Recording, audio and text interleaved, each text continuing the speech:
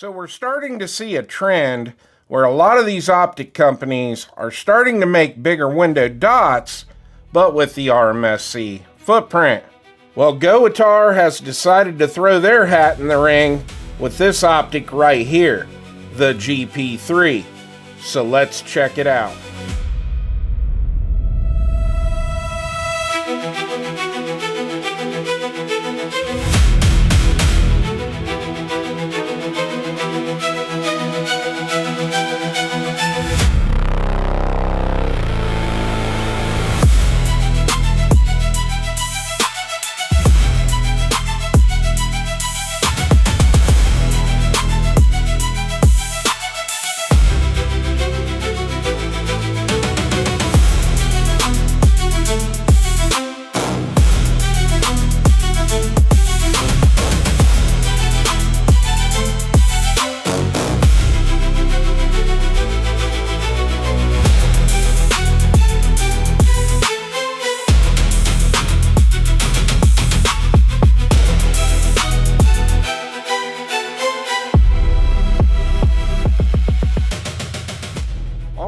We're over on the other bench, and we are going to go over all the specs and features of the Gowutar GP-3. Now, I'm going to bring a picture up on the screen and show you everything that comes in the box, and you can pause it and check it out. Now, Gowutar normally does send me out optics to review on the channel, but I did buy this one with my own money, so I just wanted to get that out of the way real quick. So the GP-3 has a 3MOA red dot, and there is also going to be a 3MOA green dot version of this optic available soon.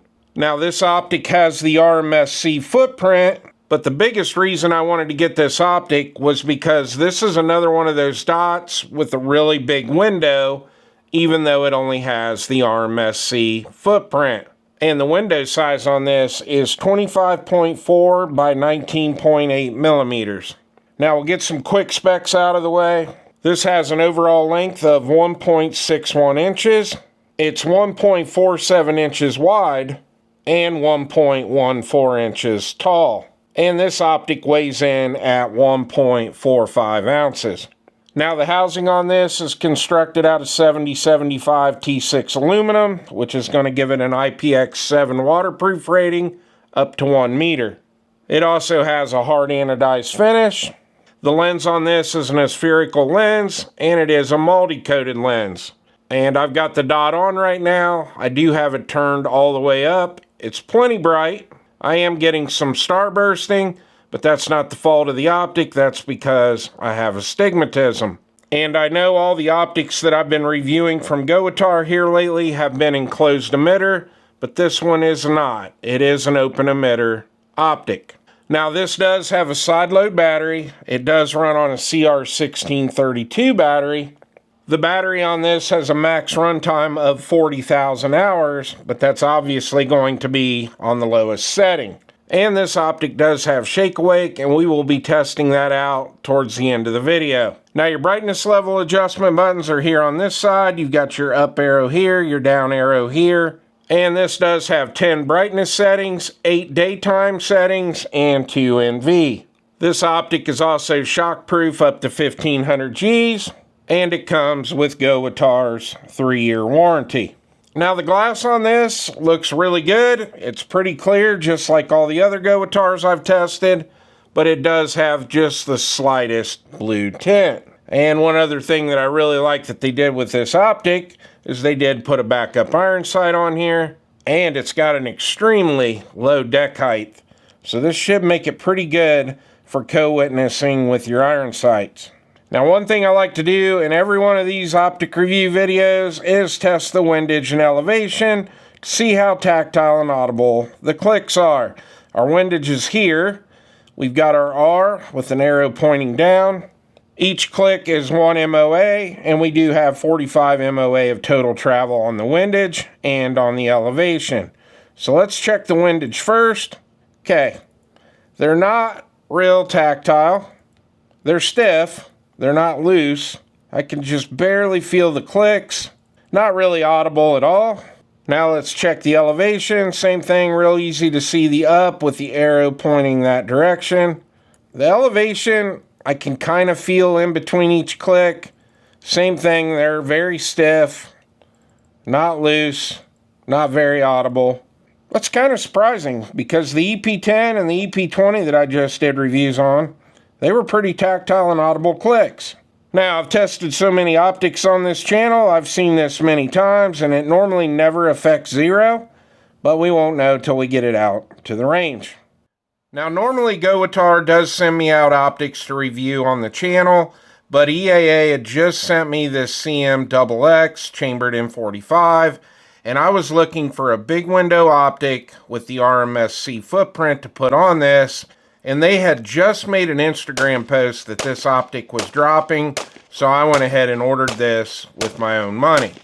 And I was not disappointed with my choice. When I get these double stack 1911s in for a review, the last thing I want to do is put an RMSc optic on here with a little tiny window, and this definitely does not have one of those small windows. Now, after I got this zeroed, which didn't take very long at all, I think it took about 5 shots to get this dialed in right where I wanted it. I set up some USPSA targets and some steel targets because I wanted to get a feel for this optic and this gun, considering this was the first time using both of them. And I was quite impressed. Now, here in the studio, I do get a little bit of starbursting with this optic when I've got it turned all the way up. But once I got out to the range, that cut down quite a bit. Now, that's no fault of the optic, it's just because I have astigmatism. Now, out at the range, I did have this turned all the way up to the highest brightness level setting. And it was plenty bright enough. It's just it was an unusually bright, sunny day here in Ohio, so I did have to crank this all the way up. Now, the glass quality on this, it's nice clear glass, just like every other Gowutar I've tested on the channel. It does have a slight blue tint to it, but all in all, I'm real happy with the glass quality. Now, when it comes to these double stack 1911s, these guns are made to go fast, and that's another reason why I like to have a bigger window optic on these. Because when I'm transitioning from target to target, I don't want a small window optic slowing me down. Now, after I ran a few mags through this gun, I wanted to shoot some 10-shot groups. Now, these weren't the best groups I've shot, but I was still getting used to the recoil impulse on this gun due to the fact this is not my normal double stack 1911s that I review on the channel. This one is actually chambered in 45. And even though it's got that big compensated barrel, it definitely has a different feel to it than a 9mm. Now, after I shot the first two 10-shot groups, I went back to my truck, put the tailgate down, and I started racking the slide with the optic off the tailgate of my truck. And then I went back to shoot 2 more 10-shot groups, and I'm happy to report that the optic held zero just fine.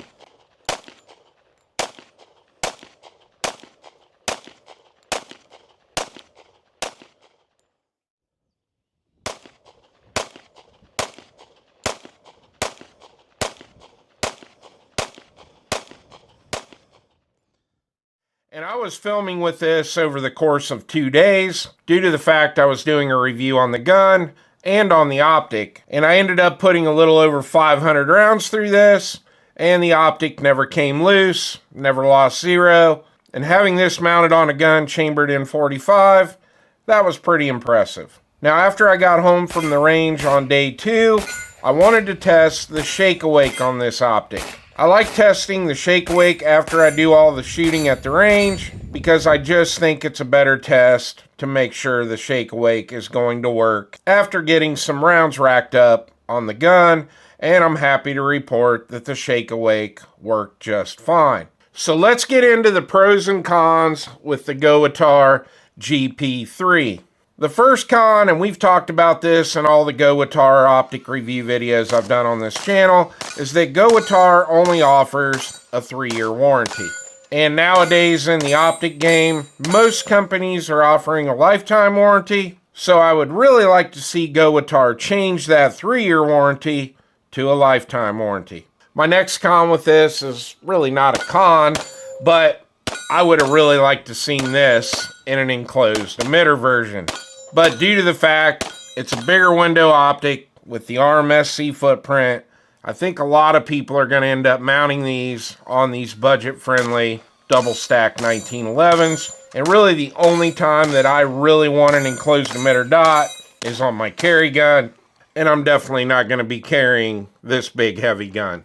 And my last con with this, I would have liked to seen them do a multi-reticle on this. I don't personally care about a multi-reticle. Even if I have a multi-reticle dot, I'm just using the dot.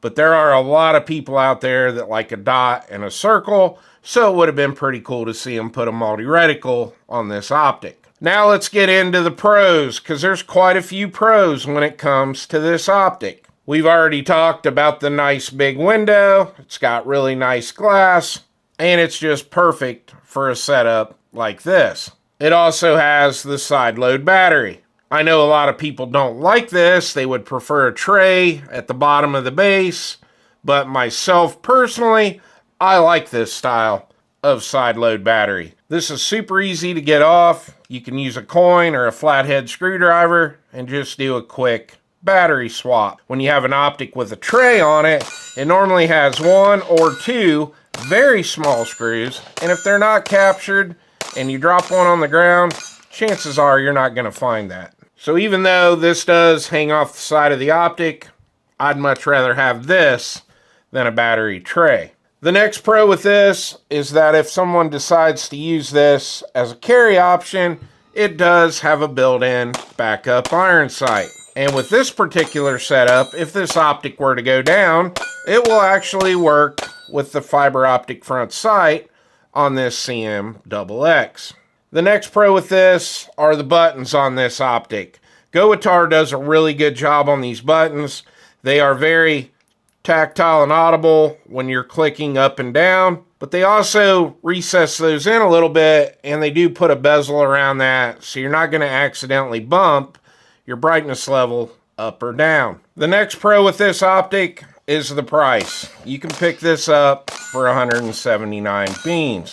And my last pro with this optic, it's pretty damn durable. It held up to the tailgate test, and it also held up to 500 rounds of 45 ACP on a gun without a polymer frame. So I really want to thank Gowutar. Even though I bought this optic, they have sent a lot of optics out to this channel. They've all been great, and I look forward to keep working with them into the future. And with that, I'm out of here. Well, I hope you enjoyed the video. Please like and subscribe, and I'll see you on the next one.